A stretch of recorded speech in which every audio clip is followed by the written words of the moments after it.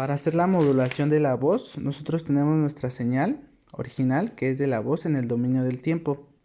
En este se le tiene que aplicar un voltaje para tener los valores negativos, pasarlos hacia arriba y no tener ningún valor negativo. Esta función quedaría así, dándonos como resultado A más f de t. Esta se modula a través de un coseno, que quedaría A más f de t coseno de omega ct, la cual es la señal modulada en el tiempo, en el dominio del tiempo. Y para obtenerla en el dominio de la frecuencia tendríamos que es f de t coseno de omega ct más a coseno de omega ct, obteniendo esta información en la gráfica. Posteriormente a ello tendríamos que aplicar la transformada al término A, el voltaje, que se quedaría como f de t coseno de omega ct, obteniendo un medio de f por omega menos omega c más f de omega más omega c. Aplicamos de nuevamente una transformada a coseno de omega ct, que nos daría como resultado 2pi sampling de omega menos omega ct más sampling por omega más omega c. Recordemos que para la desmodulación de una señal, esta debe pasarse por un filtro pasabaja. Se aplica un filtro pasabajas para transmitir. Para n impar se multiplica por 2, se eliminan las señales de alta frecuencia, generando así la señal demulada. A esta señal se le debe aplicar un amplificador inversor para aumentar el nivel de la señal y así obtener la salida demulada con un valor de amplitud muy parecido a la señal de modulación. Problema 2. En el modulador de 8PSK cambia el oscilador de referencia a A coseno de omega ct y trace el nuevo diagrama de constelación. Nosotros ya conocemos el modulador 8PKS, el cual tiene datos de entrada, que es Q y C. En el diagrama se puede observar cómo Q pasa por un convertidor de 2 a 4 niveles, al igual que I, convertidor de 4 a 2 niveles.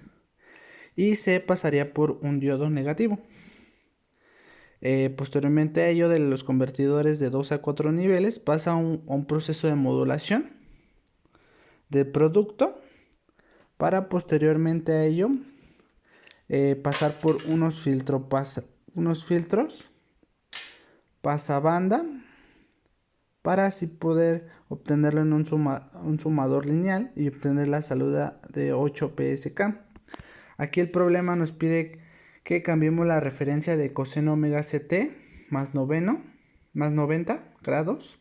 Esto nos daría un resultado como seno de omega ct, por lo cual nuestras salidas estarían cambiando. Tendríamos este resultado en ambas salidas y después de aplicar estas salidas,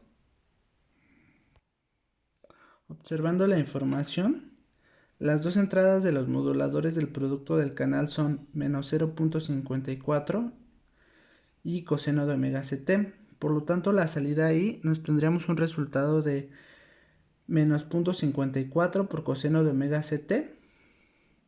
Y las dos entradas de los moduladores del producto canal Q son menos 1.30 y seno de omega ct. Por lo tanto, la salida de Q tendríamos ese mismo resultado. Ya verificando las salidas de los canales 1 y Q se combinan en el sumador lineal y producen una señal modulada D que tendríamos en en la salida del sumador. Esta salida del sumador sería menos 0.54 coseno de omega ct más 1.30 seno de omega ct. Con esta nueva información obtendremos unas nuevas entradas, las entradas completas para poder hacer el diagrama de constelación. Estas entradas quedarían de tal manera. Aplicando toda la ecuación correspondiente, tendríamos nuevamente los nuevos ángulos de fase de salida, los cuales serían estos, los cuales tendremos que trazar en el diagrama de constelación para obtener los nuevos ángulos de las salidas, los cuales tendrán un valor como este.